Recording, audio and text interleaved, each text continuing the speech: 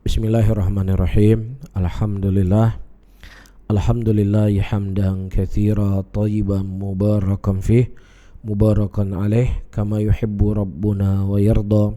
Wa usalli wa usallim ala nabiyina al-karim Muhammadin wa ala alihi wa ashabihi wa man tabi'ahum bi ihsanin ila yaumiddin.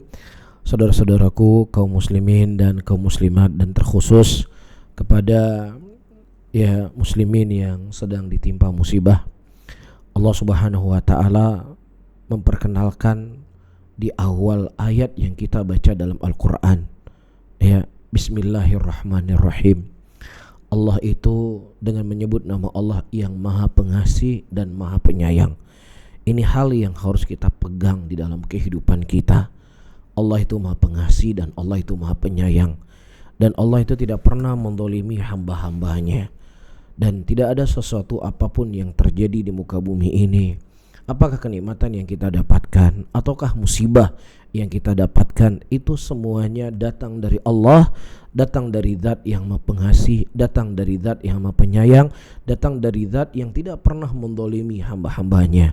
Maka ketika ini tertanam pada hati seorang muslim dan hati seorang muslimah, maka insya Allah akan memberikan ketenangan kepadanya ketika dia mendapatkan apapun musibah.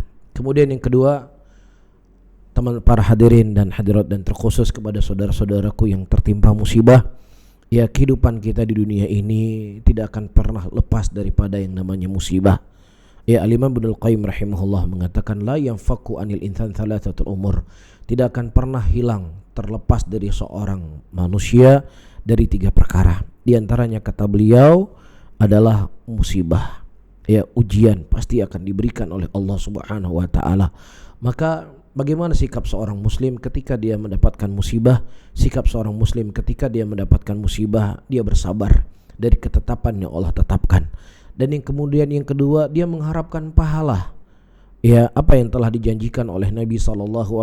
Bahkan dalam sebuah hadis Rasulullah SAW menceritakan tentang orang-orang yang dia bersabar dan mengharapkan pahala ketika diuji di dunia, dan kemudian dia melihat begitu besar pahala yang Allah Subhanahu wa taala berikan kepadanya, dan kemudian dia berkata, ya Allah, kembalikanlah aku ke dunia dan aku siap dicabik-cabik dagingku sampai tembus ke tulangku, agar aku bisa mendapatkan pahala yang lebih besar. Kemudian yang ketiga, ketika kita diuji dan dicoba oleh Allah, dari ujian seberat apapun ujian, maka di sana ada orang-orang yang lebih berat ujian ditimpakan oleh Allah Subhanahu wa taala. Mungkin hari ini kita diberikan ujian oleh Allah, rumah kita hilang, kemudian toko kita hancur, tetapi masih ada keluarga kita yang hidup, atau ada keluarga kita yang hidup, namun atau ada toko kita yang hidup, toko kita yang masih terjaga, rumah kita terjaga, namun terkadang Allah telah mengambil keluarga kita. Namun perlu kita ketahui di sana ada saudara-saudara kita muslimin, ketika mereka diuji dan dicoba oleh Allah, yang ujian mereka lebih besar daripada ujian yang menimpa kita hari ini. Bukan hanya rumah mereka hilang, bukan hanya harta mereka hilang, bahkan seluruh keluarganya hilang. Terkadang dia tinggal sendiri di tenda dalam musim dingin, kemudian ditakuti dengan rasa ketakutan, peperangan dan lain sebagainya. Maka disinilah kita harus lebih banyak bersyukur sebenarnya ketika ujian yang Allah Subhanahu wa taala berikan kepada kita. Kemudian yang selanjutnya, saudara-saudaraku muslimin, hidup ini adalah titipan yang Allah Subhanahu wa taala titipkan kepada kita. Harta yang kita miliki hari ini titipan, keluarga yang kita miliki hari ini titipan, kesehatan yang kita punya hari ini adalah titipan. Nah, bisa saja suatu saat, bisa besok, bisa bulan depan, bisa minggu depan, atau bisa hari ini Allah Subhanahu wa taala akan mengambil dari apa yang Allah Subhanahu wa taala titipkan kepada kita.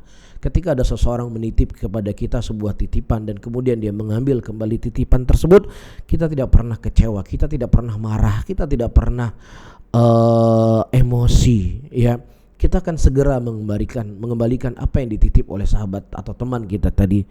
Namun yang jadi pertanyaan kita, kenapa ketika titipan yang dititip oleh Allah, kemudian Allah mengambil titipan tersebut, terkadang kita tidak bisa menerima. Dan disinilah kita butuh selalu memberikan nutrisi dalam hati kita, memberikan nutrisi dalam jiwa kita, ya, untuk selalu bisa tegar dan kokoh, ya, sebesar apapun ujian yang Allah Subhanahu wa taala berikan kepada kita.